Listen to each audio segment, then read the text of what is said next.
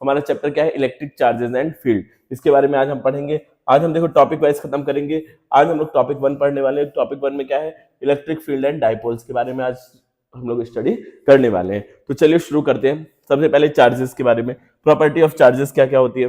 तो पहली प्रॉपर्टी क्या है, एडिशन। चार्ज का एडिशन किस तरह किया जाता है, जैसे नंबर्स का एडिशन करते हैं। अगर -4 कूलाम चार्ज है और एक +4 कूलाम चार्ज है, तो दोनों को अगर जोड़ेंगे तो कितना आएगा, टोटल चार्ज 0 कूलाम्स आएगा। ठीक है बच्चों, याद रखना। कुछ दिन पहले मैं अपनी ऑफलाइन क्लास में पढ़ा रहा था, मैंने बोला कि 2.5 इंटू 10⁻⁻9 कूलाम चार्ज और -2.5 इंटू 10⁻⁻9 कूलाम चार्ज को आप लोग जोड़ के बताइए। तो प्रॉब्लम यहाँ तक है कि बच्चे इसको भी जोड़ नहीं सके। अब जोड़ना क्या है, सिंपल, जैसे मैथमेटिकल जोड़ते हैं, इन लोगों को जोड़ना है तो क्या हो जाएगा बच्चों, 1 + 1 - तो मिलकर कितना हो जाएगा, 0 हो जाएगा। ठीक है, तो ऐसे ही चार्जेस को जोड़ा जाता है। कंजर्वेशन ऑफ चार्जेस, किसी भी एक आइसोलेटेड सिस्टम का चार्ज क्या होता है, रिमेन कांस्टेंट होता है, कि ना ही चार्ज कहीं मतलब किसी को दिया जा सकता है, charge neither be created not be destroyed. ठीक है, तो सम ऑफ चार्जेस क्या होता है, हमेशा सेम होता है, मतलब हमेशा कंजर्व रहता है। अब देखो क्वांटाइज्ड होते हैं चार्ज, नंबर्स मतलब 1 2 3 4 इस तरह से चार्ज रहेंगे। और सबसे पहला हमारा कूलाम्स लॉ है। अगर दो चार्जेस रखे हुए हैं स्पेस में, दो चार्ज रखे हैं, एक क्यू चार्ज है और एक Q1 चार्ज है, एक Q2 चार्ज है। अब इन दोनों के बीच में कितना अट्रैक्शन या फिर रिपल्सन फोर्स लग रहा है। अगर सेम चार्ज है तो रिपल्सन फोर्स लग रहा होगा, अगर अपोजिट चार्जेस है तो अट्रैक्शन लग रहा होगा। ठीक है, तो वो फोर्स कितना होगा उसको निकालने के लिए कूलाम साहब ने एक लॉ दिया था। क्या लॉ था, F is directly proportional to product of that charge और inversely proportional to distance between them. Distance को हम r मान लेते हैं, इन दोनों के बीच के square of distance between them. This something gravitational, वो लॉ ऑफ ग्रेविटेशन की तरह ही है। और बाकी अगर इसको हम लोग हटाना चाहे प्रोपोर्शनलिटी का साइन, तो हम यहाँ पे लगाते हैं KQ1 Q2 अपॉन r²। ये चीज होता है हमारा फोर्स का फॉर्मूला। अब K क्या चीज है, K के बारे में थोड़ी चर्चा कर लेते हैं। K है कांस्टेंट और K की जो वैल्यू होती है वो होती है 1/4πε0 भी बहुत लोग बोलते हैं इसको। ठीक है, ये क्या है, permittivity of medium, permittivity of vacuum या फिर एयर। और मीडियम होगा तो ε0, बस ε हो जाएगा। और अगर एयर की बात आएगी तो क्या हो जाएगा, ε0 हो जाएगा। ठीक है, और इसकी जो वैल्यू होती है नंबर्स में वो होती है 9 × 10⁻⁹ अब यूनिट की बात करते हैं, आपके MCQs में आ जाता है यूनिट ऑफ क्या, के, यूनिट ऑफ के पूछ लेता है। तो यूनिट हम कैसे निकालेंगे, हमने फोर्स का फॉर्मूला पढ़ा है, F = K Q1 Q2 upon r²। ये पढ़ रखा है। r की यूनिट चाहिए तो F की यूनिट क्या होती है, न्यूटन, इसकी क्या होती है, मीटर स्क्वायर, और चार्ज 2r चार्ज है तो कूलाम स्क्वायर। यही यूनिट होती है के की। आप निकालना चाहो निकाल सकते हो और रखना चाहो तो इसको रख लो बच्चों, बहुत ही इंपॉर्टेंट चीज होने वाली है। स्टार जिस चीज को मार्क कर रहा हूँ वो आपको याद हो जानी चाहिए। चलिए फिर थोड़ा सा आगे बढ़ते हैं। और क्या चीज दे रखा है, यही चीज जो मैंने बताया वही चीजें यहाँ पर दी हुई है। ठीक है, यहाँ मैग्नीट्यूड की बात हो रही है। प्रोडक्ट कैसा होगा, मैग्नीट्यूड का। स्केलर की बात कर रहे हैं अभी, स्केलर फॉर्म के, फिर वेक्टर की बात करेंगे थोड़ी देर बाद।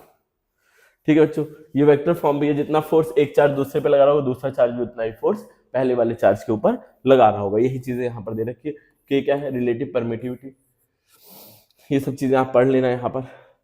हाँ, यहाँ पर अगर के की वैल्यू आती है रिलेटिव परमिटिविटी होती है। अभी आगे चीजें आएंगी तो मैं बताऊंगा। और सुपर पोजिशन, जो चार्जेस होते हैं वो कैसा लॉ फॉलो करते हैं, सुपर पोजिशन का लॉ फॉलो करते हैं। जिसका क्या मतलब है, अगर दो चार्जेस मीडियम में रखे हैं, दो चार्जेस हैं आपके रखे हुए स्पेस में, एक 1 है एक 2 है, तो 1 2 पे जितना फोर्स लगा होगा 2 1 पे भी लगा होगा। अगर तीसरा चार्ज आ गया तो अपना कुछ फोर्स इन दोनों के बीच का फोर्स कम नहीं होगा, ये तीसरे पे भी फोर्स लगाना शुरू कर देगा। तीसरे चार्ज के आने से ये दूसरे वाले इन दोनों के आपस का बॉन्ड खराब नहीं होगा या फिर कम नहीं होने वाला है। ठीक है, यही लिखा हुआ है यहाँ पर। नेट फोर्सेस है उसको हम लोग को वेक्टर की तरह, अगर आपको निकालना है नेट चार्ज किसी बॉडी पे, नेट फोर्स निकालने के लिए अगर आपको नेट फोर्स निकालना है किसी बॉडी पे, तो आपको क्या करना पड़ेगा, वेक्टर एडिशन लॉ फॉलो करना पड़ेगा। ठीक है, फोर्स तो वैसे वेक्टर क्वांटिटी होती है, ये चीजें आपको पता होंगी। अब आगे देखते हैं इलेक्ट्रिक फील्ड क्या होता है।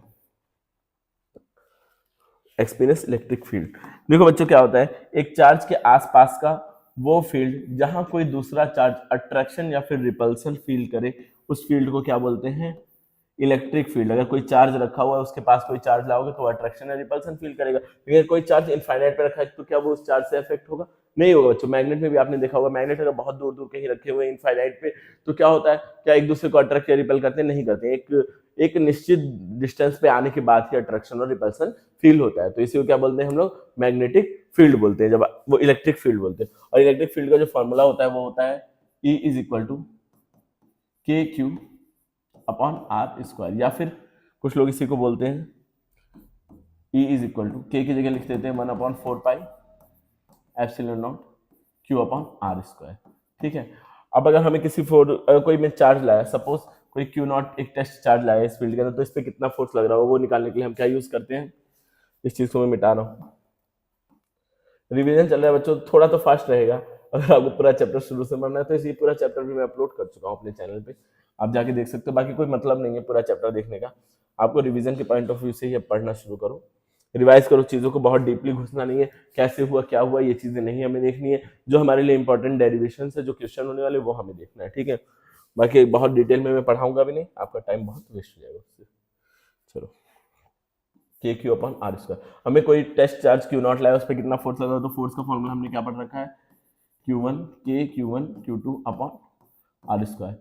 अच्छा, इतने पूरे को हम E बोल सकते हैं, तो फोर्स का फॉर्मूला एक और हमें मिल गया, E इंटू क्यू नॉट था ना और क्यू था, तो ये हमें एक और फोर्स का फॉर्मूला मिल गया। किसी चार्ज पे फोर्स निकालना हो, किसी इलेक्ट्रिक फील्ड में रखे हुए चार्ज पे फोर्स निकालना हो, तो हम क्या लगाते हैं, E इंटू क्यू नॉट लगाते हैं, यही फॉर्मूला बेटा यहाँ पर दे रखा है। ठीक है, अच्छा, और मैग्नेटिक फील्ड लाइन की कुछ खासियत है, मैग्नेटिक फील्ड लाइन की आपको प्रॉपर्टीज याद करनी है, एग्जाम में आता है 2 या 1 नंबर वाले क्वेश्चन में आ जाता है। तो आपको क्या याद करनी है, पहले इमेजिनरी लाइन्स होती है जो कि पॉजिटिव से निकल करके टर्मिनेट कहाँ होती है, नेगेटिव पे, पॉजिटिव से आती है नेगेटिव में जाती है, पॉजिटिव से नेगेटिव, पॉजिटिव से नेगेटिव आती जाती है। ठीक है, direction of magnetic field line MCQs में पूछ लेता है। अब electric field line never intersect each other, एक दूसरे को काटती नहीं है, क्यों नहीं काटती है, क्योंकि अगर एक दूसरे को इंटरसेक्ट करेंगे तो एक ही पॉइंट पे 2 डायरेक्शन मिलेंगे, जो कि पॉसिबल नहीं है। ठीक है बच्चों, और स्ट्रेंथ कहाँ पर होती है मैग्नेटिक फील्ड की सबसे ज्यादा, जहाँ पे घनी लाइंस होंगी, जहाँ पे डेंसिटी लाइंस की ज्यादा होगी, वहां पे स्ट्रेंथ इलेक्ट्रिक फील्ड की सबसे ज्यादा होगी।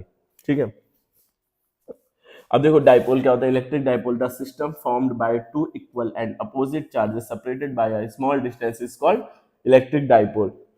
इलेक्ट्रिक डाइपोल की डेफिनेशन भी आती है, ऐसा सिस्टम जिसमें 2 इक्वल मैग्नीट्यूड के लेकिन अपोजिट चार्जेस हो, थोड़ी सी कम, बहुत कम डिस्टेंस पे रखे हुए हो, ऐसे सिस्टम को क्या बोलते हैं, हम इलेक्ट्रिक डाइपोल बोलते हैं।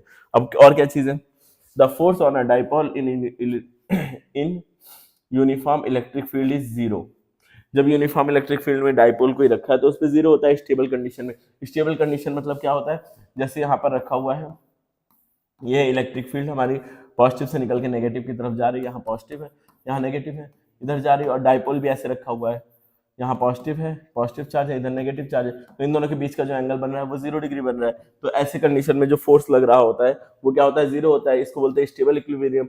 जब एंगल क्या हो, 0 डिग्री हो तो स्टेबल इक्विलिब्रियम। अब ऐसे उल्टा इसको रख दिया जाए, इसका ओरिएंटेशन जस्ट उल्टा कर दिया जाए, उल्टा करने के लिए हम क्या करेंगे, इसको सेलेक्ट करने की कोशिश करेंगे, पूरा सेलेक्ट ही नहीं हो रहा, बदतमीज हो गया ये, चलो छोड़ो, इतना पार्ट मुझे सेलेक्ट करना है, क्या हो गया तुम सेलेक्ट, हो गया इतना पार्ट सेलेक्ट। मैं इसको घुमा करके उल्टा करना चाहूँ, ऐसे रख दूँ, ऐसे जब रखूंगा तो एंगल जो थीटा होगा बीच का वो कितना हो जाएगा, जो ये एंगल होगा वो 180 हो जाएगा, इसको बोलते हैं अनस्टेबल इक्विलिब्रियम। ये चीज बार बार काम आएगी, इसको बोलते हैं स्टेबल इक्विलिब्रियम, और इसको बोलते हैं अनस्टेबल। इलेक्ट्रिक फील्ड के साथ अगर 0 डिग्री एंगल बन रहा है तो स्टेबल इक्विलिब्रियम, अगर 180 डिग्री बन रहा है तो अनस्टेबल इक्विलिब्रियम। तो दोनों कंडीशन में जो फोर्स लग रहा होता है वो क्या होता है, इलेक्ट्रिक फील्ड जो होती है वो कितनी हो जाती है, 0 हो जाती है। ठीक है, फोर्स जो लग रहा होता है वो 0 हो जाता है दोनों कंडीशन में।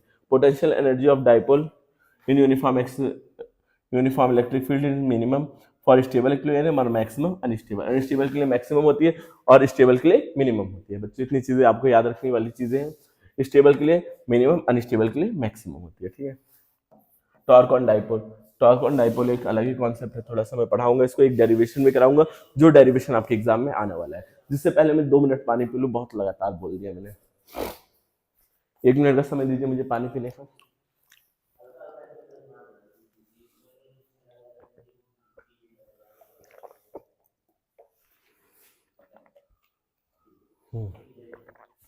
तो ठीक है बच्चों, टॉर्क की बात करते हैं। टॉर्क आपने पढ़ रखा है, पढ़ तो सब रखा है सर, आप क्या पढ़ा रहे हैं, शुरू से पढ़ाइए पूरा, हमें तो लग रहा है सब नया नया, कि ऐसा भी कुछ होता है क्या। देखो देखो बच्चों, क्या सोच है आप लोगों की। देखो क्या होता है टॉर्क बच्चों, टॉर्क होता है force into perpendicular distance. Force into perpendicular distance, ज़्यादा ही मोटा हो गया मार्कर और हमने पेन भी गलत सेलेक्ट कर लिया, ठीक है। टॉर्क क्या होता है, force F into perpendicular distance, इसी को क्या बोलते हैं बच्चों, टॉर्क बोलते हैं। अब डाइपोल के लिए हमें टॉर्क निकालना है तो कैसे निकालेंगे, देखते हैं। एक यूनिफॉर्म इलेक्ट्रिक फील्ड है, torque on a dipole in uniform electric field, एक यूनिफॉर्म इलेक्ट्रिक फील्ड है। अब इसमें हम एक डाइपोल ला करके रख देते हैं, लाल सा डाइपोल रखेंगे, आसमानी आसमानी डाइपोल रखते हैं, ठीक है। यहाँ पर क्या होता है, नेगेटिव, इधर क्या होता है, पॉजिटिव, ठीक है। यहाँ पे पॉजिटिव चार्ज है और इधर क्या है, नेगेटिव चार्ज है, ठीक है बच्चों, समझ में आ रहा होगा आपको। और ये थीटा डिग्री एंगल बना रहा है यहाँ से, इस चीज़ से। अब ये चार्ज इधर की तरफ अट्रैक्ट होगा, किस फोर्स से, एफ, कितना होगा अपना अपना एफ, ये इलेक्ट्रिक फील्ड ई है, तो एफ कितना लग रहा होगा, माइनस क्यू ई, और इधर पे भी जो फोर्स लग रहा होगा कितना लग रहा होगा, F is equal to Q E लग रहा होगा फोर्स, ठीक है बच्चों। इतनी बातें समझ में आ रही है। ये टॉर्क ऐसे है, इसको इधर खींच रहा होगा, ये इधर खींच रहा होगा। अब इस पर टॉर्क कितना लग रहा है, जब ये रोटेशनल, ऐसा फोर्स जो रोटेशन कर रहा है उसको टॉर्क बोलते हैं। तो अब इस पर कितना टॉर्क लग रहा होगा उसका फॉर्मूला निकालने के लिए मुझे ये इस एंड से इस एंड की परपेंडिकुलर डिस्टेंस देखनी पड़ेगी। मान लेते हैं जो है ये इतना हिस्सा ए है, इतना हिस्सा ए, ये पूरा 2a है। डाइपोल जो है, डाइपोल की लेंथ कितनी है, 2a है। तो हमें अगर इस पर टॉर्क निकालना है तो निकालने का फॉर्मूला होता है, पहले हम ये परपेंडिकुलर डिस्टेंस कर लेंगे। फोर्स तो हमें पता चल गया, फोर्स कितना है, क्यू ई है। अब हमें परपेंडिकुलर डिस्टेंस फाइंड आउट करनी है। ये थीटा है तो ये एंगल भी क्या होगा, थीटा होगा। अब हम बात करें अगर इस डिस्टेंस को हमें निकालना है तो पहले तो हम टॉर्क लिख सकते हैं, फोर्स, फोर्स कितना लग रहा है इस पर, क्यू ई लग रहा है, या एफ ई छोड़ देते हैं उसको, ठीक है, या क्यू ई लिख लो बच्चों, आप गुस्सा हो जाते हो, चलो क्यू ई लिख लेते हैं, आप खुश, ठीक है, क्यू ई लिख लिया मैंने। अब ये डिस्टेंस मुझे निकालना है, अगर ये एंगल थीटा है तो इस डिस्टेंस को मैं बोल सकता हूँ ना 2a sin थीटा। अरे बच्चों इतना बात तो समझ में आ रही होगी, 2a sin थीटा इस डिस्टेंस को बोल सकता हूँ कैसे, sin थीटा क्या होता है, परपेंडिकुलर अपॉन हाइपो, तो ये परपेंडिकुलर है और ये क्या है, हाइपो है, तो ऐसे लिख सकता हूँ ना, sin theta is equal to, perpendicular को p ही मान लेते हैं और हाइपो कितना है, 2a है, तो p is equal to 2a sin theta नहीं बोल सकते हैं। इतनी बात नहीं समझ में आ रही है, इतनी बात नहीं समझ में आ रही है तो बता सकते हो आप लोग, मैं समझा दूंगा अगर नहीं समझ पा रहे हो तो, ठीक है। चलो ठीक, आगे बढ़ते हैं। क्यू ई साइन थीटा, हाँ 2a साइन थीटा। अच्छा ये हमारा q इंटू 2a, मतलब कि जो होता है हमारा डाइपोल मोमेंट होता है, q इंटू लेंथ जो डाइपोल की दे रखी है वो, तो लेंथ ऑफ डाइपोल कितनी है, 2a है, तो q इंटू 2a को मैं क्या लिख सकता हूँ, p, तो p e साइन थीटा, ये किसका फॉर्मूला बन गया, हमारे टॉर्क का फॉर्मूला बन गया। बच्चों समझ में आया, पी ई साइन थीटा होता है किसका, torque on a electric dipole in a uniform magnetic, मतलब सॉरी इलेक्ट्रिक फील्ड, ठीक है बच्चों, ये चीज समझ में आई होगी आप लोगों के। यहाँ पर हम थे टॉर्क पे थे, ये टॉर्क, इस पेज का ऑपरेशन कर रहे थे, टॉर्क मैंने बता दिया। अब आगे बढ़ते हैं नेक्स्ट पेज पे, ठीक है। यही चीज मैंने बताई, 0 से 360 एग्जिस्ट स्टेबल इक्विलिब्रियम, 180 पे क्या बनता है, एग्जिस्ट अनस्टेबल। 0 हो या फिर 360 हो, 0 या फिर 360 हो तो क्या था, स्टेबल, और 180 हो तो कितना हो जाएगा, अनस्टेबल, जो मैंने आपको बताया। Uniform dipole experience torque and a rotationally motor, net force on a dipole is 0। Net force 0 होता है क्योंकि इधर से प्लस एफ क्यू लग रहा है और इधर से माइनस एफ क्यू लग रहा है, तो नेट फोर्स तो 0 लग रहा होगा ना, इधर से माइनस क्यू ई और इधर से plus Q E, F Q नहीं क्यू ई, सॉरी।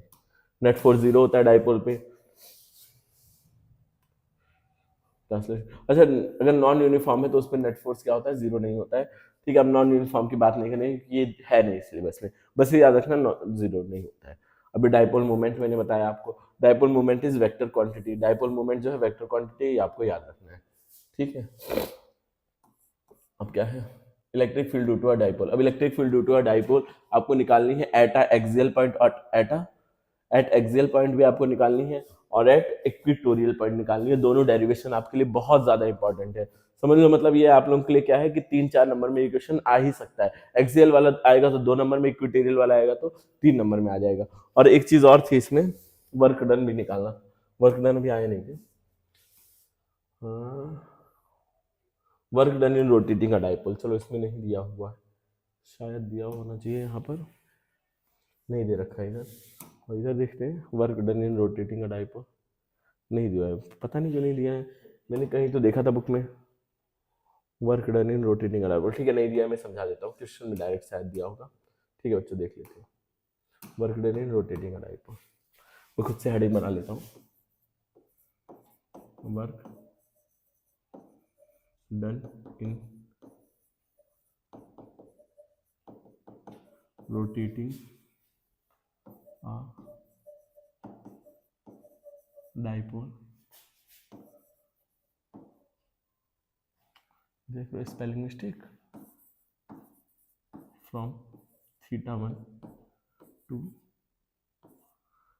टू नहीं है, टू है, टू थीटा 2। मुझे लगता है मैंने पेन गलत सेलेक्ट किया या बहुत ज़्यादा मोटा सेलेक्ट किया। चलो ठीक है, राइटिंग का क्या ही करना है, बोर्ड आप लोगों को देना है, मुझे थोड़ी देना है बोर्ड एग्जाम। चलो देख लो बच्चों, अब थीटा 1 ओरिएंटेशन पे रखा है, उसको घुमाना है थीटा 2 तक, तो आपका क्या होगा, वर्क डन क्या होगा। अच्छा टॉर्क हम पहले निकाल लेंगे, टॉर्क, हाँ सबसे पहले क्या निकालेंगे बच्चों, टॉर्क। और टॉर्क को ही अगर हम इंटीग्रेट कर देंगे तो क्या आ जाएगा, वर्क डन आ जाएगा। तो टॉर्क हमने क्या पढ़ रखा है, टॉर्क सर हमने पढ़ा था, टॉर्क इज इक्वल टू क्या होता है, पीई साइन थीटा, ये पढ़ा था सर हमने। अब आप कह रहे हैं कि इसको इंटीग्रेट कर दो, तो इंटीग्रेट अगर हम कर देंगे, इंटीग्रेटिंग बोथ साइड, तो हमारा ये वर्क आ जाएगा, work is equal to P E sine theta. और कहाँ से कहाँ करना है, थीटा 1 से घुमा करके थीटा 2 तक ले जाना है। तो वर्क डन, पी क्या है, कांस्टेंट है, डाइपोल मोमेंट तो कांस्टेंट है ना, दोनों के बीच का डिस्टेंस नहीं बढ़ा तो डाइपोल मोमेंट कांस्टेंट है। और ई इलेक्ट्रिक फील्ड यूनिफॉर्म है, कांस्टेंट है। और हमें अब इंटीग्रेट किसको करना है, थीटा 1 से थीटा 2 तक, हमें बस खाली सर साइन को करना है integrate. W is equal to P E sine theta का इंटीग्रेशन क्या होता है बच्चों, कॉस थीटा होता है। अब लिमिट कहाँ से कहाँ तक, देखो इतना बढ़ा चढ़ा के मैं इसलिए लिख रहा हूँ क्योंकि आपको बोर्ड में ऐसे ही बढ़ा चढ़ा के लिखना है, लंबा लंबा बढ़ाते रहो, फेंकते रहो लंबी लंबी, ताकि आपको नंबर मिले, ठीक है। तो वर्क डन का हम यहाँ पे फॉर्मूला लिख देंगे, पीई।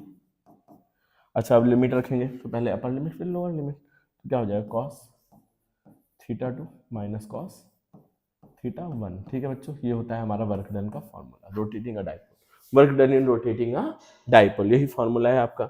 अब इस क्वेश्चन हम लोग अब आते हैं electric field due to a dipole, ठीक है। एक चीज और समझ लो, electric field due to a dipole,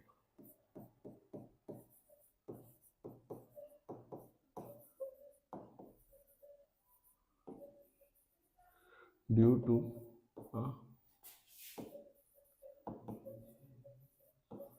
dipole,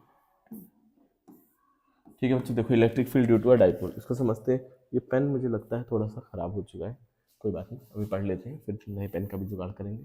electric field due to a dipole, ठीक है, देख लो। अब क्या होगा, पहले पहला पॉइंट हम लिखेंगे एट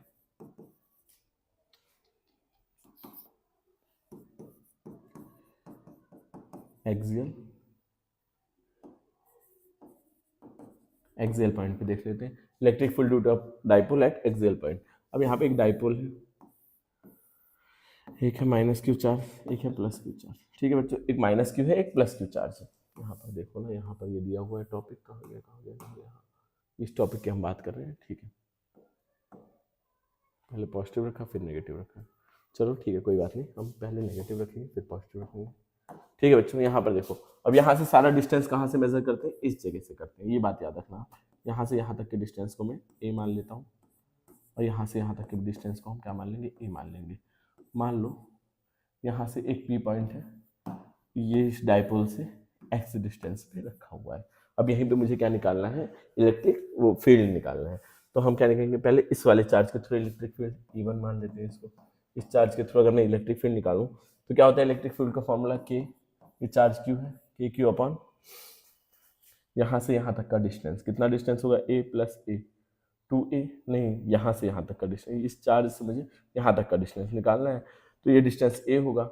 और ये वाला डिस्टेंस, ये r यहाँ से यहाँ तक है ना पूरा, तो ये वाला डिस्टेंस को अगर मैं हटा दूँ तो बचेगा क्या, बस खाली यही डिस्टेंस मुझे चाहिए। तो मैं इसको ऐसा बोल सकता हूँ, a प्लस एक्स बोल सकता हूँ क्या, x में अगर बस a जोड़ दिया जाए तो क्या ये इस वाले चार्ज से यहाँ तक का डिस्टेंस आ जाएगा, के क्यू अपॉन आर स्क्वायर, यही होता है। अब E2 की बात करूँ, दूसरे वाले चार्ज की जगह के Q,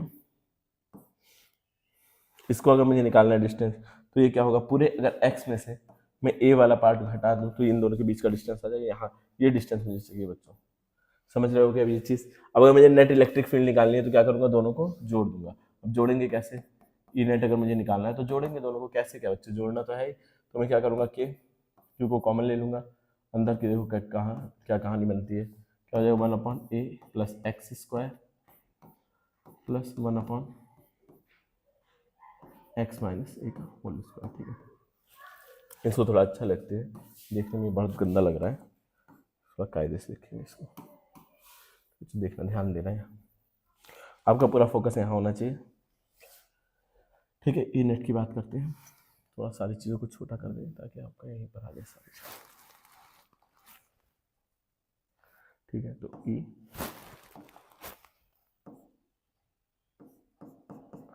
E net is equal to क्या हो जाएगा बच्चों, E1 प्लस E2।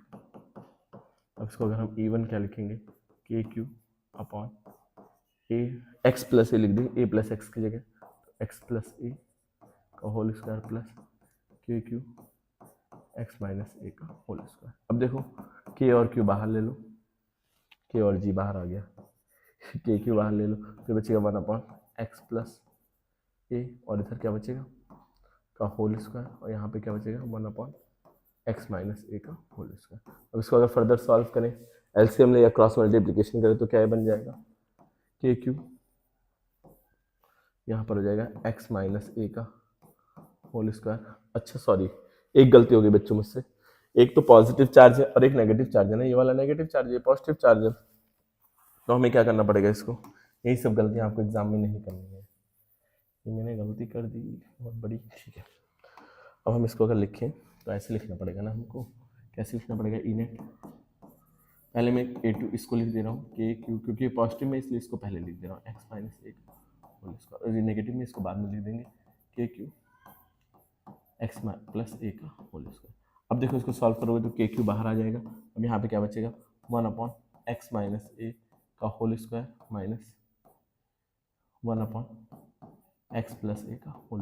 अब इसको क्रॉस मल्टीप्लिकेशन कर लो बच्चों, के क्यू एक्स प्लस ए का square minus x minus A का होल स्क्वायर, अपॉन में क्या हो जाएगा बच्चों, ये आपस में मल्टीप्लाई हो जाएगा, क्रॉस मल्टीप्लिकेशन। अब इतनी छोटी छोटी चीज़ें आपको बिल्कुल सिखाने का टाइम नहीं बचा है बच्चों, तो इस चीज़ के लिए मुझे माफ़ करिएगा कि मैं ये चीज़ें आपको नहीं बता सकता, कैसे आया ये चीज़ मत पूछिएगा। ठीक है, ये चीज़ें क्या है, ठीक है। अब यहाँ हम थोड़ा सा आगे इधर में लिख रहा हूँ, इधर पूरी जगह खाली है इसलिए इधर आगे का लिखना चाह रहा हूँ मैं, कोई आ भी गया है तो के क्यू क्या हो जाएगा। अब इसको अगर आप ए स्क्वायर माइनस बी स्क्वायर जैसे दिख रहा है, तो एक बार ए प्लस बी, एक बार ए माइनस बी, तो एक बार एक्स प्लस ए प्लस एक्स माइनस ए, और एक बार मल्टीप्लाई करके लिखते हैं, एक ब्रैकेट में ए फिर एक ब्रैकेट में ए माइनस बी लिखते हैं, तो एक्स प्लस ए माइनस एक्स प्लस, ठीक है, और अपॉन में क्या करते हैं स्क्वायर, इसको लिख लेते हैं पूरे को, तो अगर आप इस पूरे को लिखेंगे क्या हो जाएगा एक्स माइनस ए का होल स्क्वायर और एक्स प्लस ए का होल स्क्वायर। अब इसको अगर सॉल्व करोगे तो ए से ए कट जाएगा, यहाँ पर एक्स से एक्स कट जाएगा, तो क्या बचेगा के Q 2x plus 2a into, गलतियों का तो बम्बार लग रहा है आज, क्या होगा मेरा 2x इंटू 2a, अपॉन में क्या हो जाएगा, अपॉन में जो चीज़ें हैं उनको ऐसे ही एज इट इज़ रहने देंगे। ठीक है बच्चों, अब देखो आगे ये क्या हो जाएगा, के क्यू 4ax अपॉन में ये आ जाएगा x माइनस ए स्क्वायर और x माइनस ए स्क्वायर। ठीक है, अब क्या है बच्चों, a बहुत बहुत ज़्यादा छोटा है, a क्या है बच्चों बहुत बहुत ज़्यादा छोटा है, तो हम a को छोड़ सकते हैं, जो a मतलब डायपोल के बीच का डिस्टेंस, क्या हमने पढ़ा है डायपोल की डिफिनेशन में, डायपोल के बीच का डिस्टेंस बहुत ज़्यादा कम होता है और उससे बहुत दूरी पे हम इलेक्ट्रिक फील्ड निकाल रहे हैं, तो a क्या है, a is much much smaller than x, तो a को हम हटा सकते हैं, तो हम डायरेक्ट लिख सकते हैं के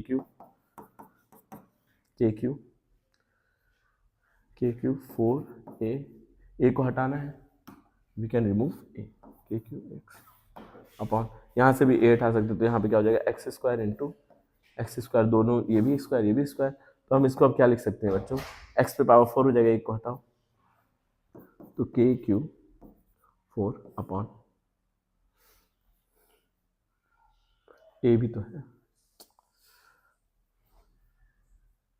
सॉरी हम यहाँ जब ये लेते हैं ये वाला जो फॉर्म, जब क्योंकि a बहुत छोटा है, a का अगर स्क्वायर करेंगे तो और भी छोटा हो जाएगा, इसलिए a हटा सकते हैं, बट यहाँ से a रिमूव करना पॉसिबल नहीं है, तो यहाँ पर a रहेगा ही रहेगा और ये हो जाएगा एक्स क्यूब।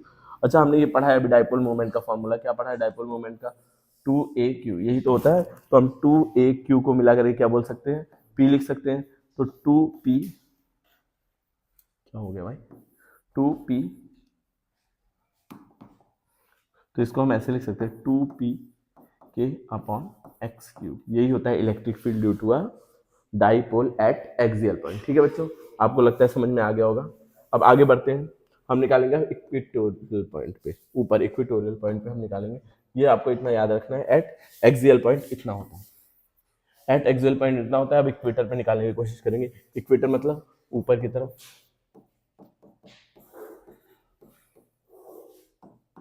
देखो ये है हमारा डाइपोल, इससे ऊपर कहीं, यहाँ पर कहीं, ठीक है, यहाँ पर कहीं हमें इलेक्ट्रिक फील्ड निकालनी है। यहाँ से ये क्या डिस्टेंस है, मान लेते हैं r डिस्टेंस है, या फिर x हम लेके चल रहे हैं तो इस डिस्टेंस को हम x लिखेंगे। मान लेते हैं x डिस्टेंस पे हमें निकालना है, तो यहाँ पर हम एक लाइन बना देंगे। ये x डिस्टेंस है, मान लेते हैं अगर ये एंगल थीटा है तो ये क्या हो जाएगा, ये है माइनस क्यू और ये है प्लस क्यू चार्ज। ठीक है, तो ये डिस्टेंस क्या हो जाएगा बच्चों, और इन दोनों के बीच का डिस्टेंस a और a है। तो ये वाला पार्ट हमारा क्या हो जाएगा, a square plus x square, ये हाइपो है ना, ये 90 डिग्री है, ये हाइपो है, तो ये हमारा ax स्क्वायर एक्स स्क्वायर हो जाएगा। नेगेटिव फील्ड की तरफ आते हुए दिखती है मैग्नेटिक फील्ड, और पॉजिटिव से जाते हुए दिखती है। तो हम इस डिस्टेंस में देखेंगे जो नेट इलेक्ट्रिक फील्ड हो रही होगी वो कहाँ जा रही होगी, कहीं इस डिस्टेंस पे थोड़ा सा बड़ा बनाएंगे, इस सिस्टम को थोड़ा सा बड़ा बनाएंगे। तो कोशिश करता हूँ एक ट्राइंगल बना देता हूँ सबसे पहले, ठीक है, थोड़ा अच्छा सा एक ट्राइंगल कंस्ट्रक्ट कर देंगे, फिर बनेगा बढ़िया। ये कैसा गंदा सा ट्राइंगल बन रहा है भाई, क्या ये ट्राइंगल लग रहा है आपको, ठीक है छोड़ो, ट्राइंगल ट्राइंगल कुछ नहीं।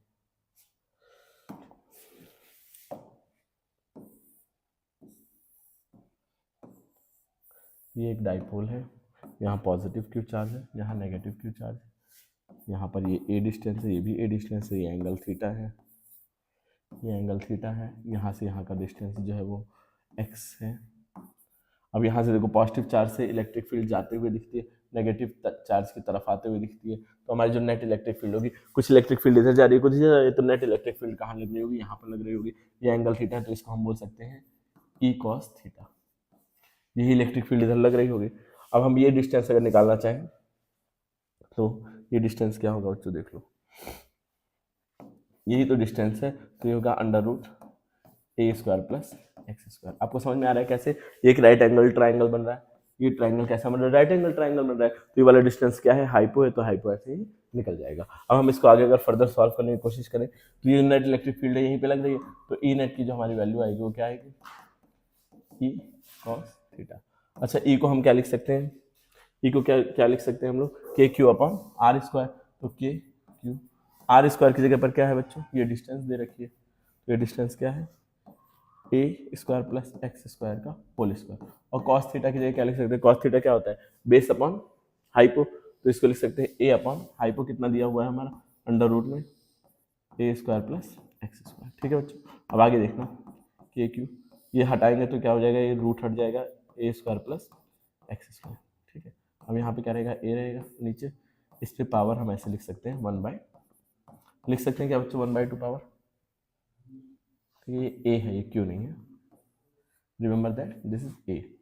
अब देखो जब पावर 1/2 लिख सकते हैं, अब पावर 1 प्लस 1/2 कितना होता है, जब दोनों प्रोडक्ट में तो पावर जुड़ जाती है, 3/2 लिख सकते हैं पावर को, यहाँ पे के क्यू ए अपॉन पावर क्या हो जाएगी, पावर क्या हो जाएगी बच्चों 3/2, पी क्यू आ रहा है, ठीक है, पावर क्या हो जाएगी यहाँ पर, कहाँ गड़बड़ हो रहा है, के क्यू अपॉन आर स्क्वायर यही होता है, ठीक है चलो।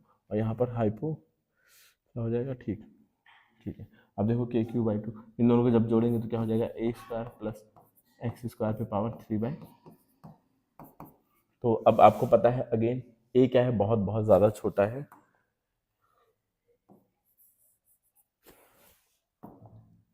इरेजर को थोड़ा सा छोटा करते हैं, तो हमारा एक्स क्या है, हाँ के क्यू ए। अच्छा इधर से भी लग रही है इलेक्ट्रिक फील्ड, इधर से लग रही है, तो इस पर 2e कॉस थीटा होगा। देखो इधर से भी इलेक्ट्रिक फील्ड लग रही है और इधर से भी लग रही है, तो दोनों का जो नेट इलेक्ट्रिक फील्ड होगा वो क्या होगा, 2e कॉस थीटा होगा। यहाँ पे 2 भी रहेगा, यहाँ पे भी 2 रहेगा, तो यहाँ पर भी 2 रहेगा और यहाँ पे भी 2 रहेगा। ठीक है, इधर से भी लग रही है, इधर से भी लग रही है, ज़्यादा लॉजिकल नहीं जाना है, अभी हमें क्या करना है, डेरिवेशन को पूरी तरह समझना है। तो 2 क्यू ए को हम पी लिख देते हैं, तो पी के, अब आपको पता है ये चीज़ बच्चों, पी के, हाँ ठीक है, पी के आपने लिख दिया, ये चीज़ आपको पता है जो है a is much much smaller than x, तो a को हम एलिमिनेट कर सकते हैं, बस क्या लिखेंगे, एक्स स्क्वायर पे पावर 3/2, 2 से 2 कैंसिल आउट कर दो, तो क्या हो जाएगा, पी के अपॉन एक्स क्यूब, और उस पर कितना आया था, पी के 2 पी के अपॉन एक्स क्यूब, यहाँ पे दुगना लगता है, दुगनी होती है इलेक्ट्रिक फील्ड इसके कंपैरिजन में। तो आई होप आपको ये चीज़ भी समझ में आ गई होगी। अब नेक्स्ट क्या चीज़ है वो समझते हैं, और इस पर बेस्ड क्वेश्चन भी है, मैं आपको क्वेश्चन दिखाऊंगा यहाँ पर लाइन से, जो मैंने अभी डेरिवेशन आपको कराए हैं उस पर बेस्ड क्वेश्चन है, देखते हैं पहले। अब इक्विपोटेंशियल सरफेस आपको सबको पता होगा, इक्विपोटेंशियल सरफेस क्या होती है, ऐसी सरफेस जहां पे क्या हो, इलेक्ट्रिक फील्ड सेम हो। जैसे आपने एक पॉइंट चार्ज लिया, पॉइंट चार्ज के चारों तरफ आपने एक सर्कल बना दिया, तो यहाँ पे अगर मैं इलेक्ट्रिक फील्ड मेजर करूंगा तो ये भी होगी, ये भी होगी, यहाँ पे करूंगा तो तब भी सेम ही निकल के आएगी। ठीक है, अब क्या है, does the charge given on a metallic sphere depends whether hollow और सॉलिड, तो डिपेंड करता है, आपने किसी स्फेरिकल को मेटेलिक स्फीयर उस पर चार्ज दिया तो क्या डिपेंड करता है कि हॉलो हो या फिर सॉलिड हो, नहीं डिपेंड करता है, क्योंकि जो चार्ज होता है वो कहाँ पे डिस्ट्रीब्यूटेड होता है, सरफेस पे, हॉलो या सॉलिड हो इस बात पे डिपेंड नहीं करता है। गिव रीजन भी पूछा तो हमने रीजन भी दे दिया। ठीक है, a Q charge move from point A to B above a dipole, dipole moment P below the equator, तो क्या होगा, एक्सेलरेशन, वर्क डन क्या होगा बच्चों, वर्क डन इसमें कैसे हो जाएगा, जीरो हो जाएगा, क्योंकि पोटेंशियल डिफरेंस है ही नहीं, ए से बी जा रहा है, जो पोटेंशियल इस जगह पर है वही पोटेंशियल इस जगह पे, पोटेंशियल डिफरेंस नहीं है। यहाँ पे अगर आप इलेक्ट्रिक पोटेंशियल निकालोगे, यहाँ पे निकालोगे, दोनों सेम होगा, तो पोटेंशियल डिफरेंस, वर्क डन का यही तो फॉर्मूला होता है, W is equal to Q B, यही तो होता है वर्क डन का फॉर्मूला। अरे पोटेंशियल का फॉर्मूला आपने पढ़ रखा है W/Q, तो वर्क डन का फॉर्मूला क्या हो जाएगा, VQ, यही तो होता है बच्चों। तो आपको पोटेंशियल डिफरेंस कुछ मिल ही नहीं रहा है, डाइपोल है, इधर से भी जो पोटेंशियल है वही पोटेंशियल इधर से भी है, इधर से जो पोटेंशियल है पोटेंशियल इधर से भी है, तो वर्क डन क्या हो जाएगा, जीरो हो जाएगा। ठीक है, do electric field line form A close loop from the point charge, point charge की जो इलेक्ट्रिक फील्ड होती है वो क्या करते हैं, क्लोज लूप फाइंड करते हैं। देखो ये चौथा क्वेश्चन आपको डिस्कस करना है, इसका कमेंट में आंसर जरूर लिखना है। ठीक है, बाकी क्या दे रखा है, ये चीजें दे रखा है एक्सियल लाइन वगैरह पे, ये क्वेश्चन आप लोग एक बार देख लेना, स्क्रीनशॉट ले सकते हो। इसका आगे बढ़ते हैं, जो मेन क्वेश्चन है बड़े बड़े। अब देखो, derive the expression for torque, अभी मैंने कराया टॉर्क का एक्सप्रेशन डेराइव कराया, वही चीज यहाँ पर दे रखी है। ठीक है, डेरिवेशन आपको लिखना है आराम से।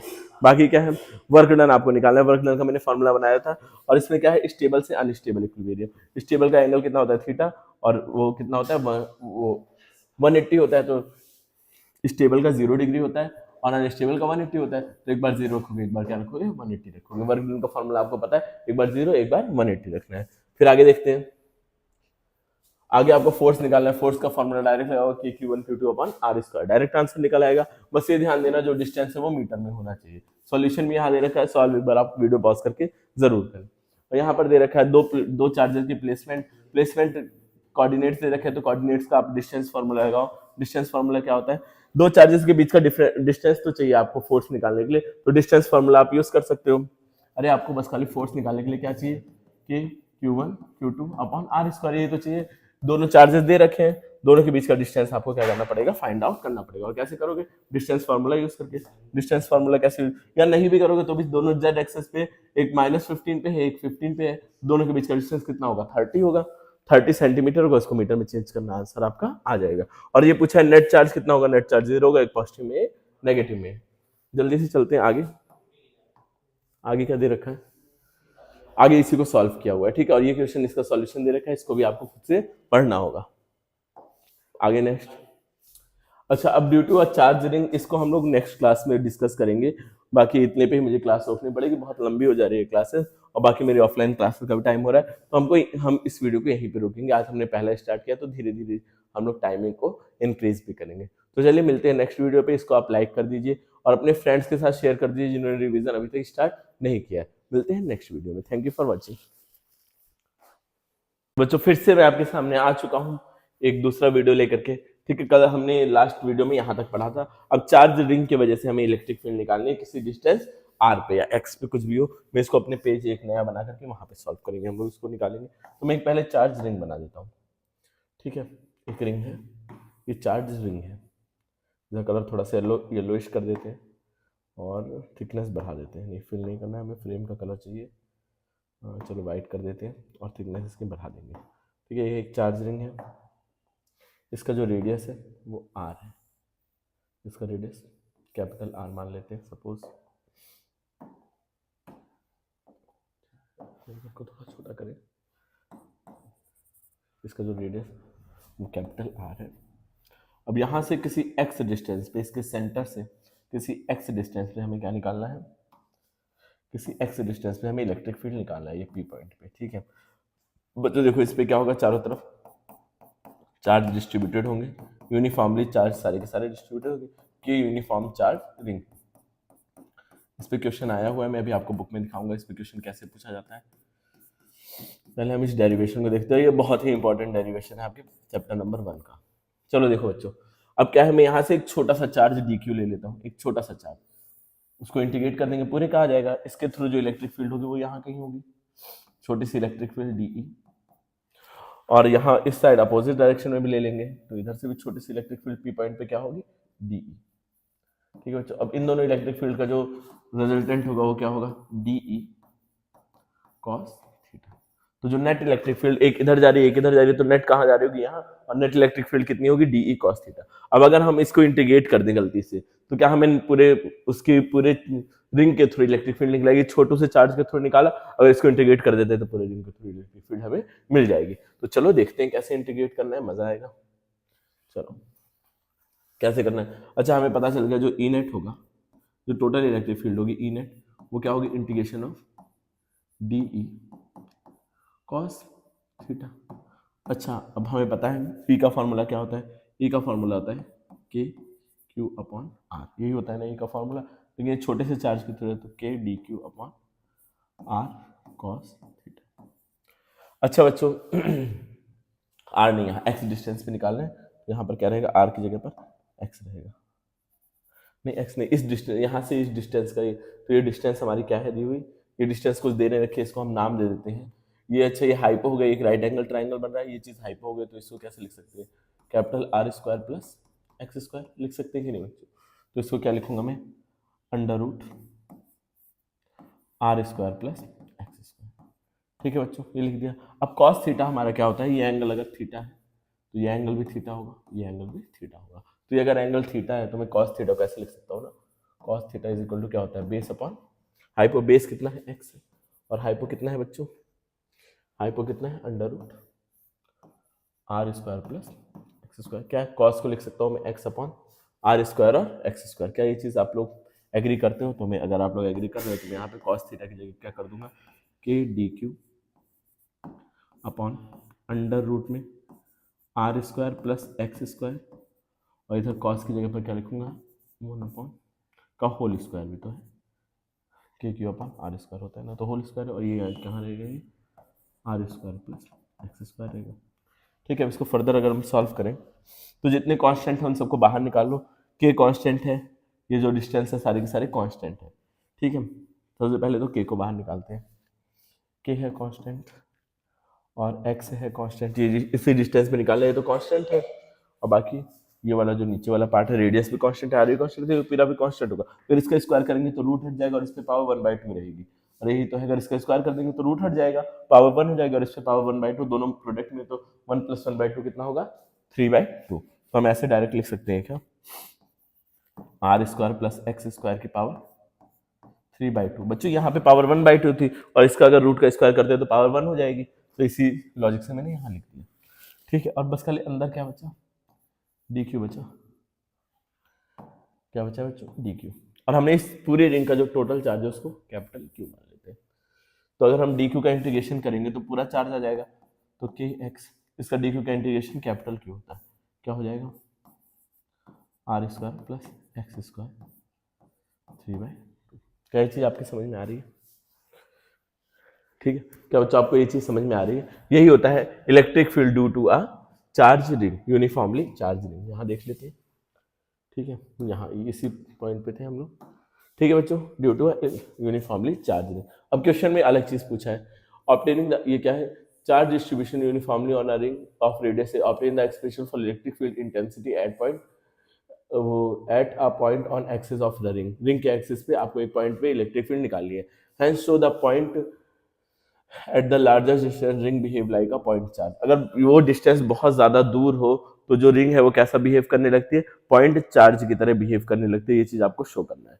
कैसे शो होगा ये देख लो, कैसे शो कर सकते हैं। अगर रिंग बहुत ज्यादा दूर, अगर रिंग से बहुत ज्यादा दूर पे आप पॉइंट लेते हो तो ये रिंग कैसे बिहेव करती है, पॉइंट चार्ज की तरह। और पॉइंट चार्ज की तरह कैसे पता चलेगा ये पॉइंट चार्ज की तरह बिहेव कर रही है, अगर फॉर्मूला क्या हो जाए, के क्यू अपॉन आर स्क्वायर हो जाए।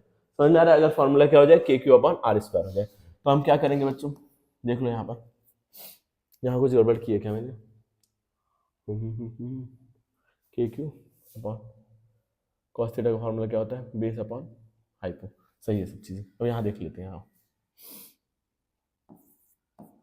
अगर हमारा ये बहुत ज्यादा x इज, जो x है वो r जो है वो बहुत ज्यादा छोटा है, r जो है वो बहुत ज्यादा बहुत छोटा है x से, तो हमारा r क्या हो जाएगा बच्चों, गायब हो जाएगा। r बहुत ज्यादा छोटा है x से, तो हम जब बहुत छोटा कोई चीज होता है उसको हटा सकते हैं, तो क्या लिखेंगे, के क्यू एक्स अपॉन आर को हटा देंगे, बचेगा क्या, एक्स स्क्वायर इंटू पावर एक और है यहाँ पे 3/2, तो इससे ये कट जाएगा, तो बचेगा क्या बच्चों, के Q x upon x Q. इसको हम हटाएंगे, एक्स स्क्वायर बन जाएगा, तो क्या बन जाएगा, के क्यू अपॉन एक्स स्क्वायर। इसको ऐसे भी लिख सकते हैं, के की value 1/4 epsilon naught Q upon x square. X मतलब डिस्टेंस है, तो ये क्या फॉर्मूला आपको पता चल रहा है, ये फॉर्मूला कुछ electric field due to a point charge की तरह लग रहा है। तो जब ये फॉर्मूला पॉइंट चार्ज की तरह लग रहा है, तो ये पूरा रिंग कैसा बिहेव करने लगेगा, पॉइंट चार्ज की तरह, अगर पॉइंट बहुत ज्यादा दूर रखा हुआ है। यही चीज क्वेश्चन में पूछी थी, यही आपको प्रूफ करनी है। देख सकते हैं हम यहाँ पर भी यही चीज प्रूफ की गई है। ठीक है। अब क्या है, टॉर्क का एक्सप्रेशन आप लोगों को मैंने सिखाया था, मोमेंट का भी सिखाया था, और ये सारी चीजें आपको मैंने सिखा रखी है प्रीवियस लेक्चर में। अगर आपने नहीं देखा तो आप वापस से पीछे जाकर के दे सकते हैं। देखो, derive the expression for electric field at any point on equatorial line, ये भी मैंने आप लोगों को करा रखा है। अब ये चीज आपको क्या है, हाँ ये चीज आपको बताया था मैंने शायद लास्ट क्लास में, कि अगर दो चार्जेस हैं, दोनों 2 मीटर दूर रखे हैं, तो कितना दूर पे तीसरा चार्ज रखा जाए कि दोनों का इलेक्ट्रिक फील्ड क्या हो जाए, 0 हो जाए। तो इधर का इलेक्ट्रिक फील्ड और उधर का मैग्नीट्यूड ऑफ इक्विलिब्रियम पे करना है। अच्छा, रिमेन इक्विलिब्रियम पे रहे, मतलब कि दोनों साइड का फोर्स बराबर हो जाए। तो क्या करो, एक चार्ज के थ्रू फोर्स निकालो, दूसरे चार्ज के थ्रू फोर्स निकालो, और दोनों को बराबर करके लिख दो, जो एक्स की वैल्यू आएगी वही होगा आंसर। बाकी अगर आप देखना चाहते हो तो मैं इसका सॉल्यूशन आपको यहाँ दिखा देता हूँ, एक बार देख सकते हैं आप लोग। अब इसको सॉल्व करके हम लोग टाइम वेस्ट नहीं करेंगे, बहुत ही बेसिक क्वेश्चन है, यही क्वेश्चन है। ठीक है बच्चों, ये क्वेश्चन है, बहुत ही बेसिक सा क्वेश्चन है। आप इसका स्क्रीनशॉट ले सकते हो, चाहो तो मैं आपको इसको जूम करके दिखा सकता हूँ। ये देखो, बहुत आसान सा बेसिक सा क्वेश्चन है, इस पर हम लोग टाइम वेस्ट नहीं करेंगे सॉल्व करने में। ठीक है, बाकी ये question, define ideal dipole, expression of torque experience by a dipole, ये भी मैं करा चुका हूँ लास्ट क्लास में। और ये चीजें क्या है, आपको बताना है मैग्नीट्यूड ऑफ चार्ज और potential energy of its potential energy, ये दो चीजें बतानी है। फॉर्मूला डायरेक्ट रखोगे, वैल्यू आ जाएगी। आई गेस मैंने पढ़ाया भी था, अगर नहीं भी पढ़ाया तो आपको मैग्नीट्यूड ऑफ चार्ज बताना है, एंगल दे रखा है, लेंथ दे रखी है डाइपोल की, और क्या दे रखा है, इलेक्ट्रिक फील्ड दे रखा है, और फोर्स दे रखा है। आपको क्यू की वैल्यू निकालनी है। क्या होता है फॉर्मूला, फॉर्मूला आपको पता है, लास्ट क्लास में सारी चीजें डिस्कशन हो चुकी हैं। तो आप लोग इस सबको एक बार ट्राई करिएगा, पॉज करके। अगर फिर भी नहीं समझ में आता है तो आप कमेंट पे लिख दीजिएगा, सर ये वाला क्वेश्चन हमसे सॉल्व नहीं हो रहा है, तो मैं नेक्स्ट वीडियो में इसको ट्राई करूंगा। क्योंकि रिवीजन है बच्चों, तो एक एक चीजें सॉल्व करना बड़ा ज्यादा मुश्किल हो जाएगा मेरे लिए। बाकी अब देखो, थोड़ा सा आगे और बढ़ते हैं, थोड़ा आगे और बढ़ते हैं। अब यहाँ पे कुछ फॉर्मूलाज दे रखा है, आप चाहें तो इसको कुछ कांस्टेंट की वैल्यू और फॉर्मूला दे रखा है, तो इसका भी स्क्रीनशॉट लेके अपने पास रख सकते हैं। बाकी अब आगे बढ़ते हैं हम लोग। ठीक है, अब आगे बढ़ते हैं अपना गॉसेस लॉ, अगली यूनिट की तरफ चलते हैं। अगली यूनिट की तरफ, यहाँ पे क्या हो गया, मेमोराइज करने के लिए था, फिर यूनिट का नाम नहीं लिखा है, ऐसा क्यों हुआ। चलो, क्या हो रहा है, टच काम नहीं कर रहा है, why touch is not working. चलो, काम करने लगा। ठीक है, चलो अब यहाँ पे क्या आ गया, कुछ सब्जेक्टिव क्वेश्चन। ये यूनिट 2 आपकी शुरू हो चुकी है, लिखा हो या ना लिखा हो कोई फर्क नहीं पड़ता। अब देखो, चार्ज डेंसिटी की बात करते हैं। चार्ज डेंसिटी का जो फॉर्मूला होता है,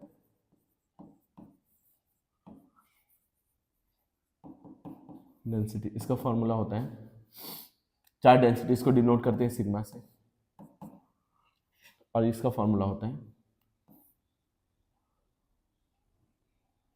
टोटल चार्ज अपॉन एरिया। ठीक है, total charge upon total area. ठीक है, होता है। ठीक है बच्चों, टोटल चार्ज अपॉन एरिया होता है चार्ज डेंसिटी का फॉर्मूला। ये चीज आपको क्या करना है, याद रखना है।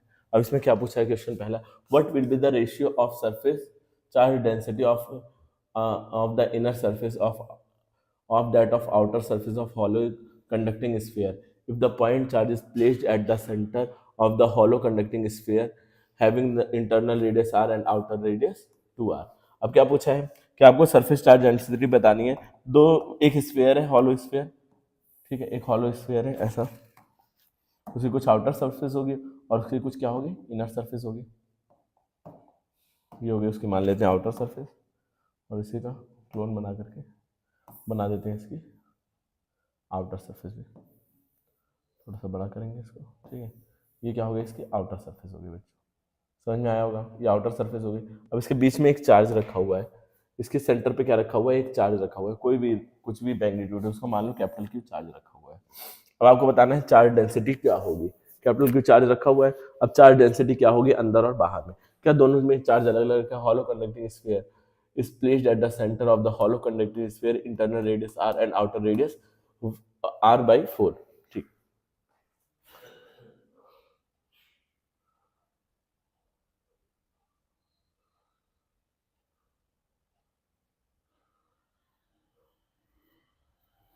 ठीक है चलिए। अब यहाँ पे क्यू चार्ज है और इसका जो ये रेडियस है वो स्मॉल आर दे रखा है और इसका रेडियस क्या दे रखा है, 2r दे रखा है। तो पहले हम वो इंटरनल की डेंसिटी निकालेंगे, पहले हम अंदर वाले की डेंसिटी निकालेंगे आई लिख करके। तो क्या होगा, इस पर टोटल चार्ज कितना है बच्चों, तो स्फीयर है ये, ठीक है, टोटल चार्ज कैपिटल क्यू है और स्फीयर का जो वो होता है वॉल्यूम क्या होता है 4πr², यही होता है, ठीक है। और सिग्मा फाइनल वो आउटर की बात करेंगे, ओ सी लिख देता हूँ आउटर को, क्यू अपॉन 4π, और रेडियस इसका क्या है 2r²। अच्छा, इसको आप कैसे लिख सकते हैं, सिग्मा आउटर का क्यू अपॉन 4 4 16 16πr² लिख सकते हैं। अब दोनों का अगर हमें रेशियो निकालना है तो दोनों को डिवाइड करना पड़ेगा, इनर डिवाइडेड बाय आउटर। तो अगर हम दोनों को डिवाइड करेंगे, inner outer Q upon 4πr² upon Q,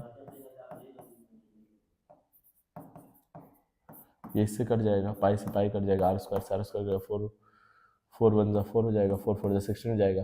अब यहाँ पे क्या बचेगा, 1/1/4। तो इसको अगर ऊपर कर देंगे तो 4:1, यही आ जाएगा क्या आपका आंसर। 4:1 क्या रहेगा आपका आंसर रहेगा सरफेस चार्ज डेंसिटी का।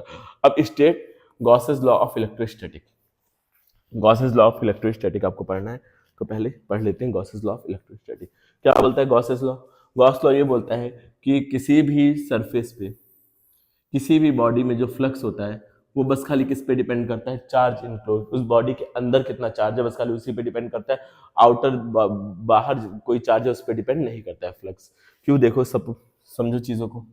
और ये बताया फ्लक्स का जो फॉर्मूला होता है वो होता है Q/FC, और आपने एक फ्लक्स का और फॉर्मूला पढ़ा होगा E.S, इंटीग्रेशन ऑफ E.S, ठीक है, E vector dot S vector, ऐसे आपने पढ़ रखा होगा। लेकिन जो गॉस ने उन्हें क्या बताया कि जो फ्लक्स होता है वो Q/ε0 के बराबर होता है, और बस खाली डिपेंड किस पे करता है फ्लक्स, चार्ज इनक्लोज, जितना चार्ज बॉडी के अंदर है उस पर बाहरी फ्लक्स, बाहरी चार्ज पे फ्लक्स डिपेंड नहीं करता है। क्योंकि जो बाहर अगर कोई चार्ज रखा होगा तो उससे जो जितनी लाइन आएंगी वो जितनी एंटर करेंगे उतनी बाहर चली जाएंगी, लेकिन इंटरनल जो चार्ज है उससे क्या करेंगे बच्चों, लाइन इस तरह से बाहर आएंगे, बस खाली इंटरनल चार्ज पे डिपेंड करता है, आउटर चार्ज पे कोई डिपेंडेंसी नहीं होती है चार्जेस की। वही बोला गॉस ने, यहाँ पर गॉस लॉ कहाँ गया, हाँ ठीक है, ये हमारा 1 नंबर में आता है, आप इसको कर लेना। How does electric flux due to a point charge enclosed by a sphere Gaussian surface get affected radius. अगर रेडियस को इंक्रीज किया जाए, बढ़ाया जाए तो फ्लक्स पे कोई इफेक्ट नहीं आता है। क्यों, दिखाओ, मैं आपको इसका रीजन भी दिखाता हूँ, फ्लक्स पे कोई इफेक्ट क्यों नहीं आता है। मान लो एक पॉइंट चार्ज क्यू है, इससे 5 फ्लक्स निकल रहे हैं, ठीक है, ये 5 फ्लक्स, 6 फ्लक्स निकल रहे हैं। अगर ये इसका रेडियस छोटा सा है तो भी 5 ही फ्लक्स निकल रहे हैं। अगर मैं इस रेडियस को खूब ज़्यादा बड़ा बना दूँ तो भी क्या होगा, 5 ही फ्लक्स निकलेंगे। अब इसको और बड़ा कर दूँ तो भी ये फ्लक्स क्या होंगे, निकलेंगे ना, बाहर निकलेंगे ना, 5 ही फ्लक्स निकलेंगे। तो रेडियस पे डिपेंड नहीं करता है, ठीक है, फ्लक्स रेडियस पे डिपेंड नहीं करेगा, बस खाली किस पे डिपेंड करता है, एक ही चीज पे, एक ही फैक्टर पे डिपेंड करता है कि कितना चार्ज इनक्लोज है, और किसी चीज पे डिपेंड नहीं करता है फ्लक्स। यही बताया था गॉस जी ने, और यही क्वेश्चन पूछ लिया आपसे, तो कंफ्यूज मत होना, अनअफेक्टेड रहेगा, ठीक है। जो इलेक्ट्रिक फ्लक्स है वो क्या हो जाएगा बच्चों, अनअफेक्टेड। ऑन किस पे डिपेंड करता है, बस खाली चार्ज इनक्लोज पे डिपेंड करता है और किसी चीज पे डिपेंड नहीं करता है। और इलेक्ट्रिक फ्लक्स क्या है, स्केलर है या वेक्टर क्वांटिटी है, इसको आप देख सकते हो, क्योंकि फ्लक्स क्या होता है, डॉट प्रोडक्ट ऑफ दो two vector quantity, dot product जब दो वेक्टर क्वांटिटी करते हैं तो जो आंसर आता है वो क्या आता है, स्केलर आता है। तो फ्लक्स क्या है बच्चों, स्केलर क्वांटिटी है, याद रखना फ्लक्स क्या है, स्केलर क्वांटिटी। अब ये थोड़ा सा क्वेश्चन क्या है आपका कॉम्प्लिकेटेड है और बहुत ही इंपॉर्टेंट क्वेश्चन है, तो इसको हम लोग एकदम डिटेल में समझेंगे अच्छे से।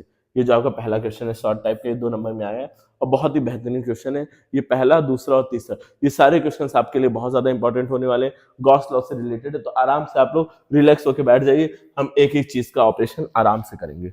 चलो फिर शुरू करते हैं हमारा पहला क्वेश्चन। पहला क्वेश्चन क्या दे रखा है, और इससे मिलते जुलते एक आध क्वेश्चन मैं आप लोगों को खुद से सॉल्व करने के लिए दूंगा, लेकिन पहले इस क्वेश्चन को एकदम रिलैक्स होकर आराम से सारे डिस्ट्रैक्शन से दूर होकर आपको देखना है। कई बार इस तरह के क्वेश्चन आ चुके हैं, इसलिए इंपॉर्टेंट है ये। तो इसको थोड़ा सा कलरफुल बनाते हैं, कलर चेंज करके। हाँ ये कुछ कलर ठीक लग रहा है। देखो ये है एक्स एक्सिस, ये है एक्स एक्सिस, पूरी एक्स एक्सिस है बच्चों, ये पूरी वाई एक्सेस है और ये पूरी क्या है, जेड एक्सेस है। ठीक है, अब क्वेश्चन में देखो क्या दे रखा है, एक बार क्वेश्चन को मैं यहाँ लाने की कोशिश करता हूँ, क्या वो आ सकता है, कुछ नहीं भी आ रहा, हम यहीं पे इसको पकड़ लेंगे। एक फर्स्ट, और ये जो देख इलेक्ट्रिक जो फ्लक्स है वो क्या है, 2xi, 2xi कैप का मतलब क्या हुआ, जो इलेक्ट्रिक फ्लक्स है वो 2xi कैप है। मैंने उल्टा बना दिया क्या, आप लोग बताते भी नहीं हो कि मैंने यहाँ उल्टा कर दिया, ये है वाई कैप, यह एक्स। ठीक है, अब देखो क्या होता है, ये एक फर्स्ट सरफेस दे रखी है और ये दे रखी है सेकंड सरफेस, और जो ए की वैल्यू दे रखी है वो दे रखी है 2xi। मतलब एक तो फ्लक्स जो है वो कहाँ है, इस वाले डायरेक्शन में है। पूरा बनाना नहीं चाह रहा हूँ लाइन, क्योंकि ये गंदा हो जाएगा, इसलिए इसको छोटा सा करके डॉटेड लाइन बनाने का ऑप्शन नहीं है।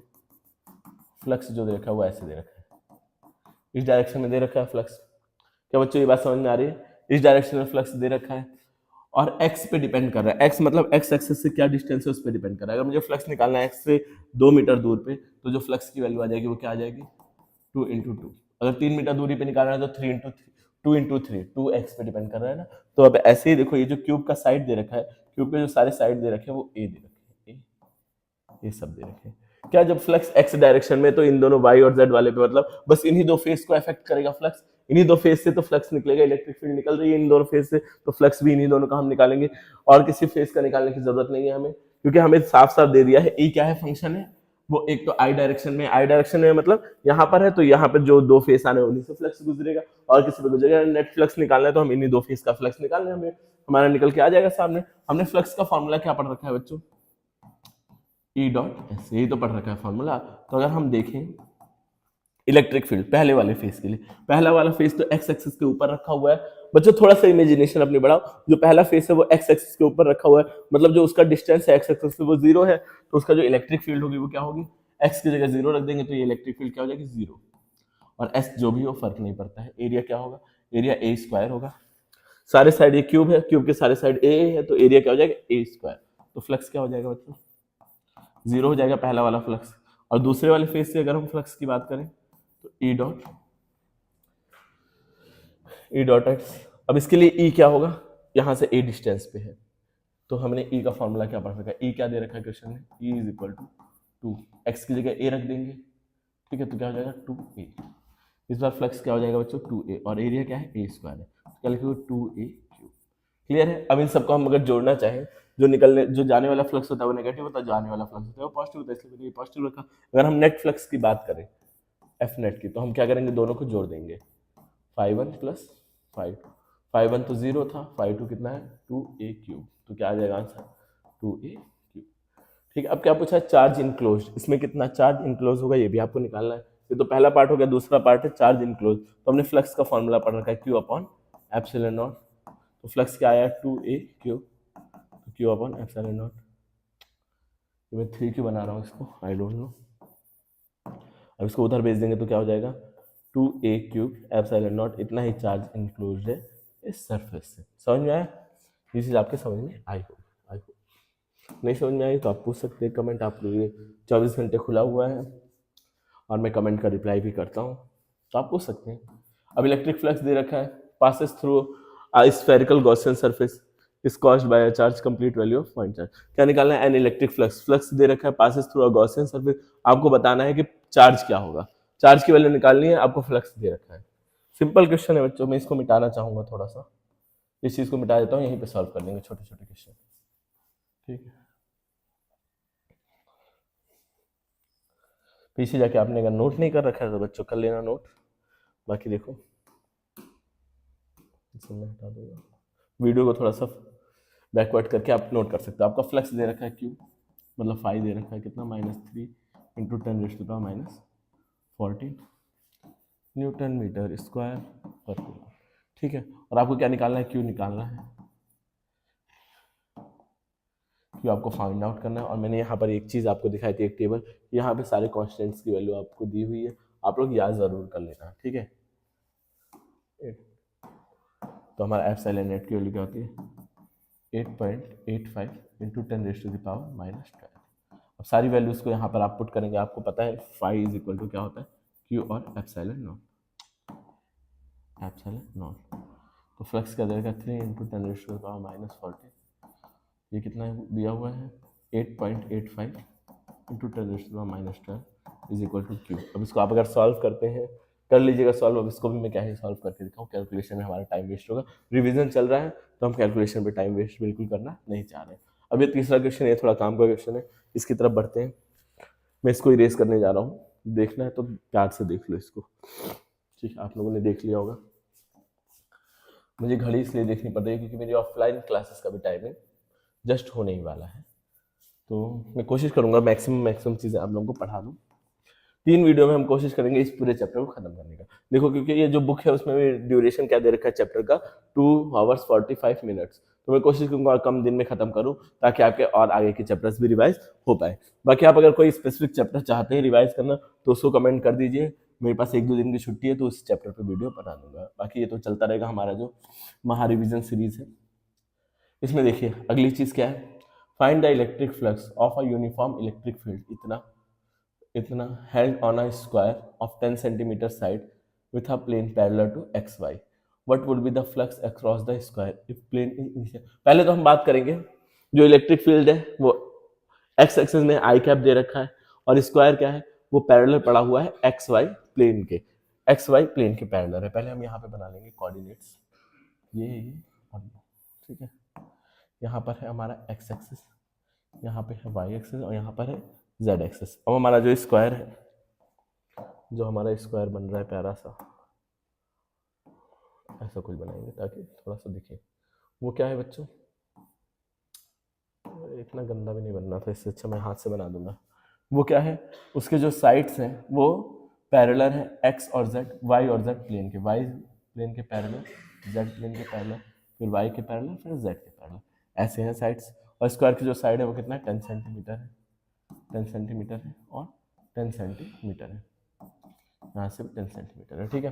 ये साइड्स है। और जो इलेक्ट्रिक फील्ड है वो एक्स एक्सिस पहले मतलब इसको ऐसे चीरते हुए जा रही है।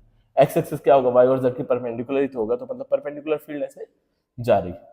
और कितना फील्ड है, 10.10⁻³ न्यूटन पर कूलम की फील्ड जा रही है।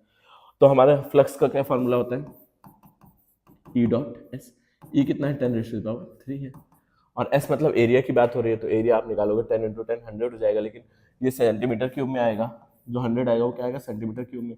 इसको मीटर क्यूब में करने के लिए हमें क्या करना पड़ेगा, मतलब सेंटीमीटर स्क्वायर में आएगा, और मीटर स्क्वायर में करने के लिए इसको क्या करना पड़ेगा, 10⁻⁴ से मल्टीप्लाई करना पड़ेगा, ठीक है।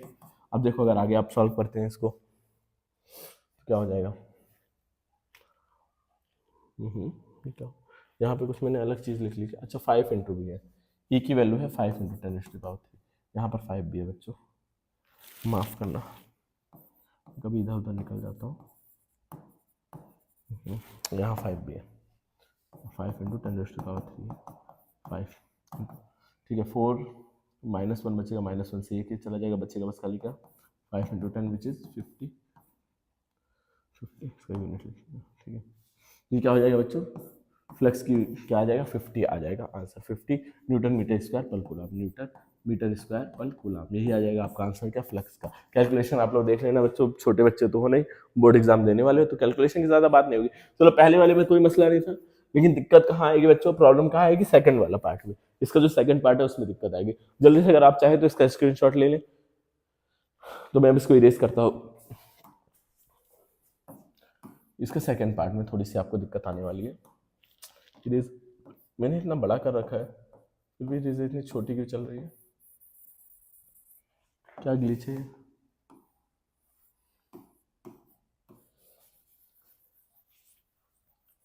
चलो देखते हैं क्या मैं बोल रहा था, क्या बोलना चाह रहा था। ठीक, क्या दे रखा है, अगर एक्स एक्सिस से 30 डिग्री का एंगल बना दिया जाए, जो स्क्वायर है उसका, उसको इंक्लाइन कर दिया जाए, तो इलेक्ट्रिक फील्ड क्या होगी, मतलब तो फ्लक्स क्या होगा। अगर 30 डिग्री का एंगल बनाया जाए, ये एक्स एक्सिस है, जो स्क्वायर है उसको थोड़ा झुका दिया जाए 30 डिग्री के एंगल पे, ऐसे ऐसे टिल्ट करते हैं, ये एंगल बन जाए 30 डिग्री का।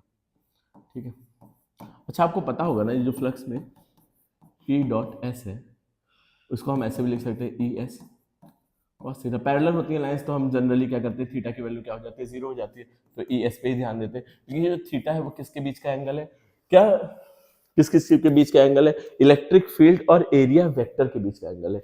ये एंगल यहाँ पर कॉस थीटा की जगह 30 नहीं रखेंगे, क्या रखेंगे 60, क्योंकि एरिया वेक्टर क्या आता है, परपेंडिकुलर टू द प्लेन।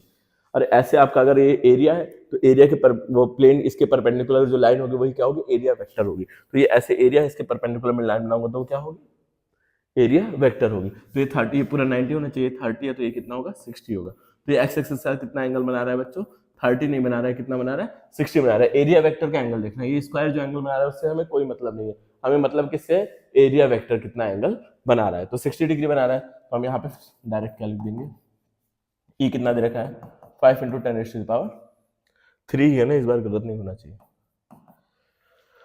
और एस कितना है, 100 इंटू 10⁻⁻⁴। और कॉस 60 की वैल्यू कितनी होती है, 1/2। तो इसको अगर आप लिखना चाहें तो 50 इंटू 1/2, जो कि कितना आ जाएगा, 25 न्यूटन। ये आया ना 25, हाँ 25 मीटर इसका पर। ठीक है, ये हो गया आपका आंसर। ये क्वेश्चन में हमने कर लिया है सॉल्व। क्या आपको ये चीज़ समझ में आ रही है? अगर बच्चों समझ में आ रही है तो आप लोग लाइक करें और इस चीज़ को शेयर कर दें अपने और फ्रेंड्स के साथ। तो बाकी के जो बचे हुए क्वेश्चन है, काफ़ी कुछ बचा हुआ है अभी, तो मैं ये सोच रहा हूँ कि इसको हम नेक्स्ट क्लास में डिस्कस कर लेते हैं। आज के लिए इतना ही रहने देते हैं। और जो जो मैं क्वेश्चन और डेरिवेशंस करा रहा हूँ बच्चों, वो डेरिवेशंस तो जरूर आप रट लेना। आपके पास बचने का यही एक मौका है कि जो भी मैं क्वेश्चंस और डेरिवेशंस करा रहा हूँ सारे के सारे एग्जाम पॉइंट ऑफ व्यू से इंपॉर्टेंट है। सेम क्वेश्चन नहीं आएगा लेकिन उससे रिलेटेड क्वेश्चन जरूर आएगा। तो आप लोग प्रीवियस ईयर सॉल्व करते रहे साथ में, और साथ में जो क्वेश्चंस मैं करा रहा हूँ उसको बच्चों वीडियो पॉज करके या पीछे से क्वेश्चन देख करके जरूर सॉल्व करिए एक बार। ठीक है, अगर नहीं सॉल्व करेंगे तो कुछ हो नहीं पाएगा। अभी आपके पास टाइम है तो जल्दी जल्दी से आप लोग सॉल्व करते रहिए। और पैरेलल में मैं ये भी कहूंगा कि आप फिजिक्स का जो सेकंड बुक है उसको खुद से भी सॉल्व करना शुरू कर दीजिए। चलिए मिलते हैं नेक्स्ट वीडियो में। Thank you for watching. So बच्चों एक बार फिर से मैं आपके सामने आ चुका हूँ एक नया अमेजिंग सा वीडियो लेकर के। ठीक है, हमारी ये सीरीज चल रही है महा रिविजन सीरीज, जिसमें हम लोग सारे सब्जेक्ट्स पढ़ रहे हैं, फिजिक्स केमिस्ट्री एंड बायो। अगर आप मैथ भी पढ़ना चाहते हैं तो मैथ के लिए आप कमेंट कर दीजिए, मैं मैथ की भी सीरीज स्टार्ट कर दूंगा। बाकी अभी देख सकते हैं हम लोगों ने 2 लेक्चर खत्म कर लिए हैं, तो उन 2 लेक्चर्स को आप लोग पहले देख लें, फिर यहाँ पर आए। अब मैं आधे आधे घंटे के 3 लेक्चर 4 लेक्चर में हर एक चैप्टर को खत्म करूंगा। तो आप लोग कोशिश करिए डेली इस वीडियो को देखिए और डेली अपना क्वेश्चंस को सॉल्व करिए। और जो मेन कॉन्सेप्ट है, जो मेन इंपॉर्टेंट क्वेश्चंस है, वही बस इस वीडियो में सॉल्व होंगे। वही कॉन्सेप्ट मैं आपको सिखाऊंगा, कोई भी फालतू कॉन्सेप्ट नहीं। जो बोर्ड में आ चुके हैं या बोर्ड में आने वाले क्वेश्चंस है वही हम करने वाले हैं। तो चलिए शुरू करते हैं। हमने बहुत कुछ पढ़ लिया है, अभी हम कुछ और मेजर टॉपिक को खत्म करने वाले हैं। तो पहले हमें देखिए क्वेश्चन छोड़ते हैं, पहले हम एक मेजर टॉपिक खत्म करेंगे। Electric field due to a hollow and solid sphere. Electric field due to hollow and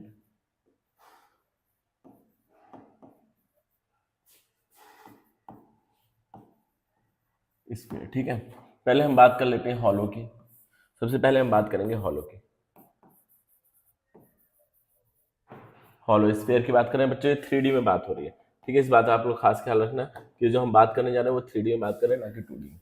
ये एक स्फीयर है, हम फिगर को 2D में ही बनाएंगे, 2D में ही ज्यादा बेहतर दिखता है।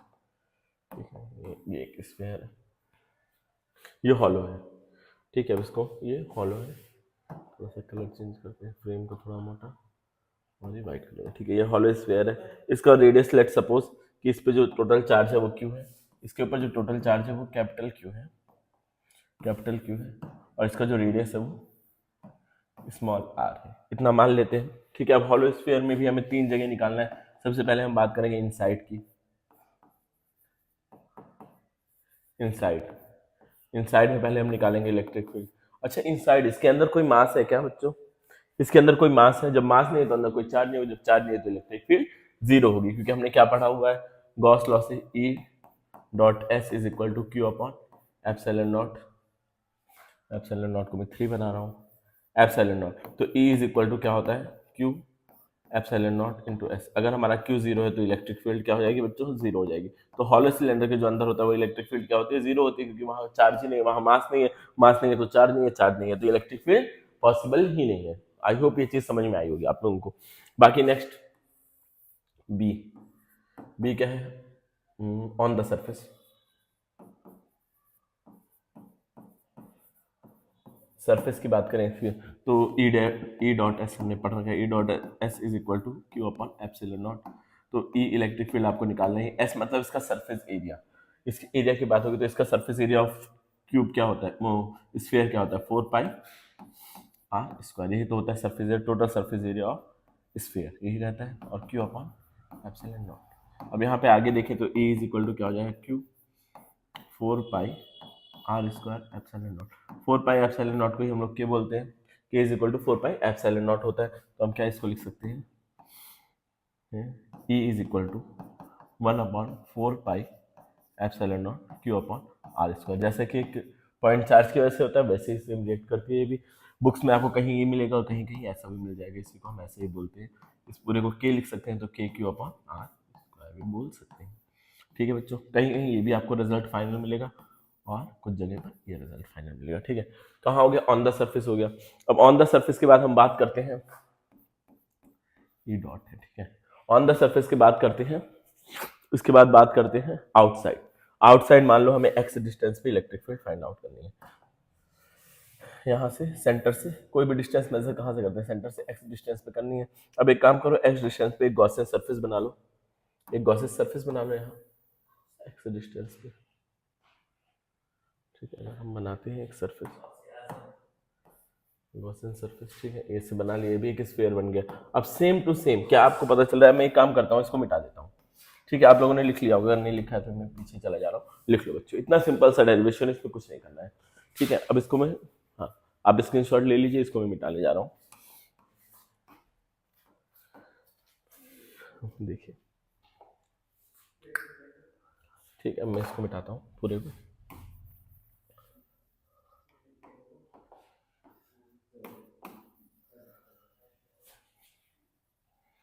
अब आउटसाइड की बात हो रही है, इनसाइड को रहने देते हैं, इसके पीछे मेरा मकसद है इसको रहने देने का, ठीक है। दूसरा सी ऑप्शन, आउटसाइड।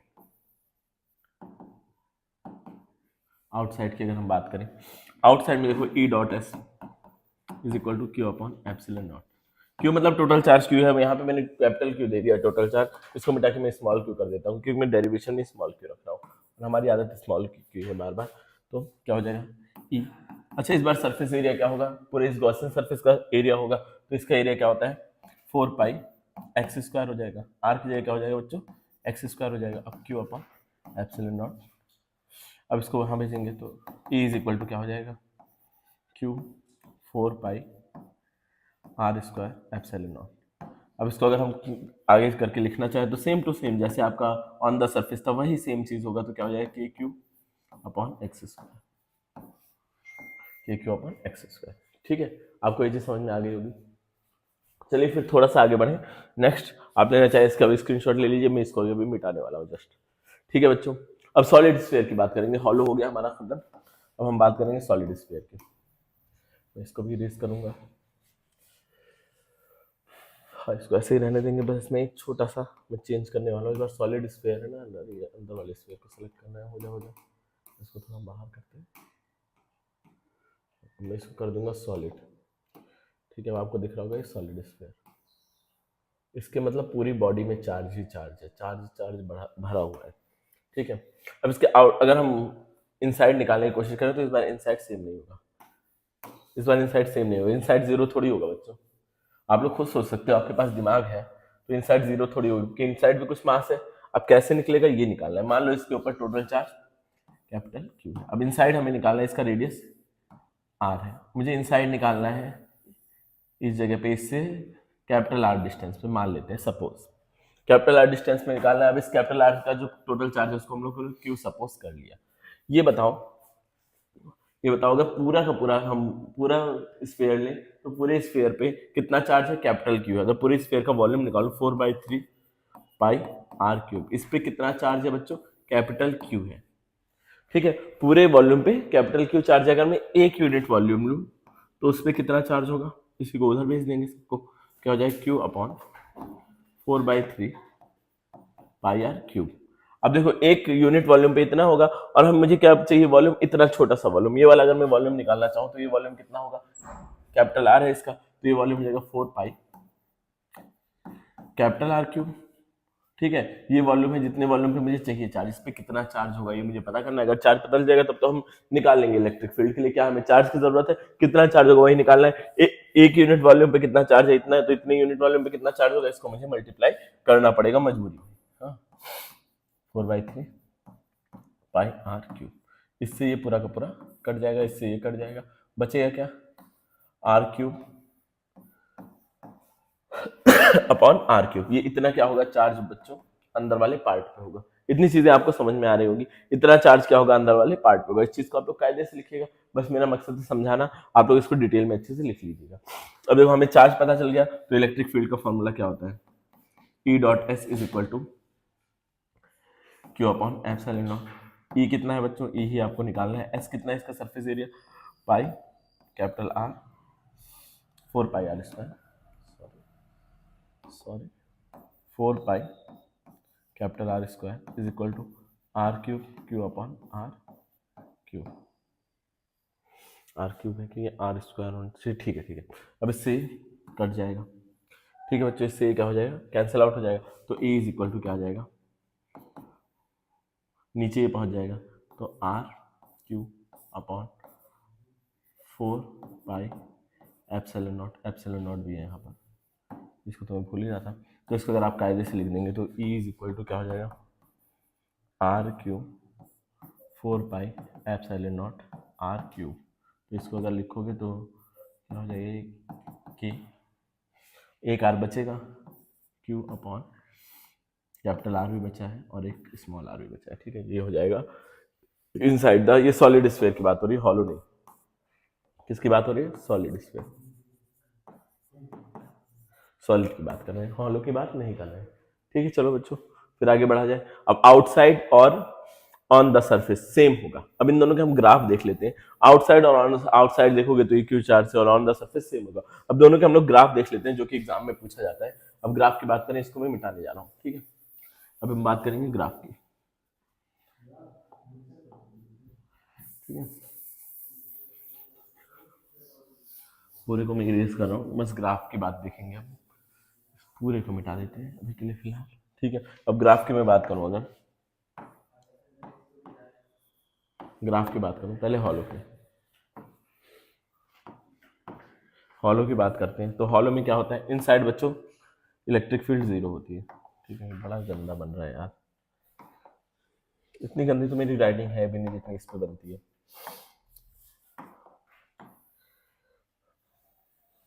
ठीक है, चल मिट, इसको पूरे को मिटाता हूँ मैं अभी फिलहाल के लिए। सीधा हो जा भाई, देखो देखो सीधा सीधा सीधा, हाँ इसको करता हूँ क्लोज।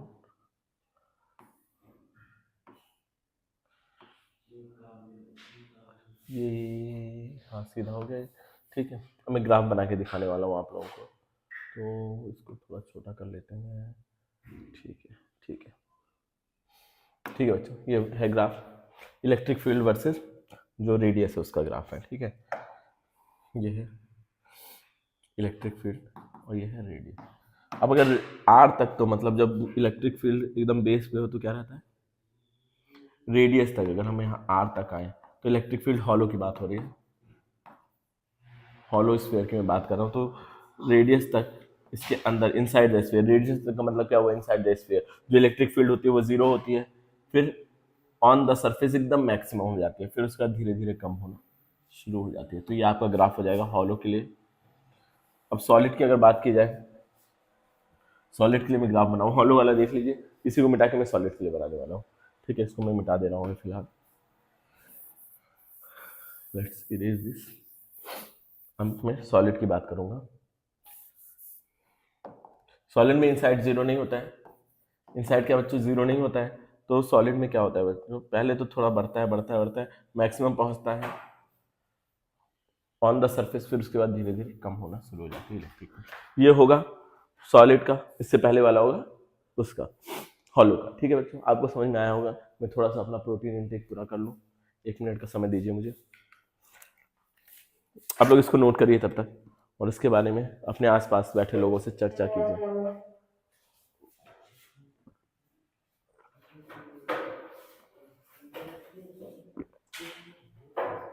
पहला काम तो कमेंट करके आप लोग ये बताइए आपको ये सीरीज पसंद आ रही है नहीं,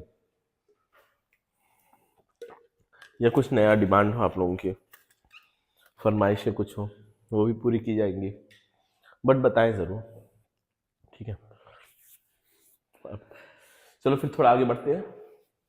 इसके बाद नेक्स्ट क्या है, हाँ अब अभी तो हमने पढ़ा कुछ भी नहीं बुक से, बस मैं कुछ इंपॉर्टेंट चीज़ें बता रहा। ठीक है, ये हो गया। अब ये फोर्थ क्वेश्चन है। फोर्थ क्वेश्चन क्या बोल रहा है बच्चों, एक पार्टिकल है जिसका मास दे रखा है, हॉरिजॉन्टली चार्ज सीट पे अटका हुआ है, जिसकी चार्ज डेंसिटी दे रखी है। व्हाट वुड बी द, अच्छा उस पर कितना चार्ज होना चाहिए कि वो जो है हमारा रॉड है वो नीचे की तरफ ना गिरे, हवा में लटक रहा है नीचे ना गिरे, नीचे वाली प्लेट पे कितना चार्ज रहे, कितना इलेक्ट्रोस्टैटिक फोर्स उसके ऊपर लगे कि वो नीचे की तरफ ना गिरे। ठीक है, ये चीज आपको फाइंड आउट करना है। इस पेज को मैं डिलीट कर रहा हूँ फिलहाल के लिए, देखिए वही चीज आपको फाइंड करना है। अच्छा, एक इलेक्ट्रिक फील्ड का फॉर्मूला होता है चार्ज डेंसिटी के टर्म्स में, यहाँ पर दिया हुआ है, देखिए चार्ज डेंसिटी के सर में E is equal to sigma 2 pi epsilon, मतलब 2 एप्सिलॉन नॉट, ये होता है सिग्मा के टर्म में इलेक्ट्रिक फील्ड का फॉर्मूला। ठीक है, इलेक्ट्रिक फील्ड का ये फॉर्मूला होता है। तो अभी देखो इसको मैं यहीं पे सॉल्व करूंगा, सिग्मा अपॉन 2।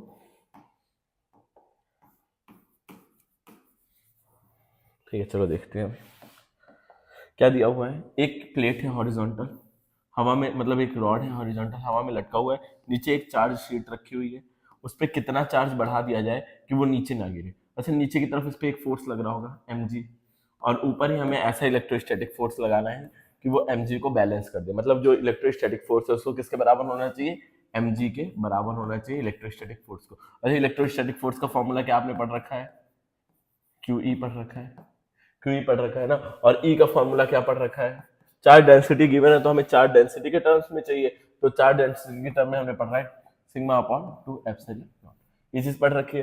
तो इससे हम क्या करेंगे, इलेक्ट्रिक फील्ड निकाल लेंगे बच्चों, और इलेक्ट्रिक फील्ड की वैल्यू यहाँ रखेंगे। मास हमें दिया हुआ है, मास ग्राम में दिया है, किलोग्राम में चेंज कर लेना, वो यहाँ पर रखना, जी की वैल्यू 9.8 रखना। उसके बाद आपको क्या मिल जाएगा, ये चार्ज निकल के आ जाएगा। यहाँ पे मैं इसका आपको सॉल्यूशन में दिखाऊंगा, सॉल्व करने का हमारे पास टाइम नहीं है। सबसे पहले इलेक्ट्रिक फील्ड निकाल लो, फिर QE is equal to mg कर दो, फिर सारी चीजें जो कट रही है काट दो, और आंसर हमारे लास्ट में चार्ज निकल के आ जाएगा। बाकी थ्योरेटिकल क्वेश्चन है, थ्योरी आपको पढ़नी होगी और पता लगाना होगा। और ये जस्ट जो मैंने डेरिवेशंस कराए हैं उस पे हॉलो स्फीयर के inside outside on the surface यही सब निकालना है, बीच बीच में चेंज कर करके पूछा है क्वेश्चंस पे। मैं जूम करके आपको दिखाना चाहूंगा। ठीक है, चलो जूम करते हैं इसको। देखो यहाँ पर hollow sphere using Gauss law electricity obtain the expression for electric field at the point lying outside the sphere. Sphere के बाहर, हॉलो स्फीयर की बात हो रही है यहाँ पर। ठीक है, स्फीयर के बाहर निकालना है, फिर अंदर निकालना है, यही सब पूछा गया होगा इसमें। ठीक है, तो आप लोग देखिएगा ये सब क्वेश्चन, अभी जस्ट जो मैंने डेराइव कराया है उसी से रिलेटेड ये क्वेश्चन है। और बाकी और नीचे आते हैं, हमें और नीचे आते हैं, कहाँ है, यहाँ सब एक्सप्रेशन को डेराइव किया। अच्छा, ये तो इधर वाला था, एक क्वेश्चन नंबर 1 हो गया, अब 2 देख लो। हाँ, चार्ज डेंसिटी निकालना है, total charge upon outer surface area से निकाल लोगे। चार्ज डेंसिटी का ही तो फॉर्मूला होता है, total charge upon total surface area, उससे निकालना है चार्ज डेंसिटी। तो टोटल चार्ज देख लो कितना है, और यहाँ पर दे रखा है ठीक है। इनफाइनाइटली लॉन्ग वायर के थ्रू आपको निकालना है इलेक्ट्रिक फील्ड, ये भी डेरिवेशन है, बहुत ज़्यादा इंपॉर्टेंट नहीं है, बट आप इसको एक बार ट्राई कर लीजिएगा, हो जाएगा। ठीक, अगर आपको नहीं आता है डेरिवेशन, आपके स्कूल में नहीं पढ़ाया गया, तो मेरी वीडियो सर्च कर सकते हैं आप लोग, उसमें दिया हुआ है इनफाइनाइटली लॉन्ग चार्ज रिंग, उसके थ्रू देख लेना। तो मैं ज़्यादा डीप में इसमें नहीं घुसना चाहूँगा, क्योंकि ये सब सिंपल है, ये सारी चीज़ें मैंने अभी आपको बता दी है। और देखते हैं और क्या बच रहा है।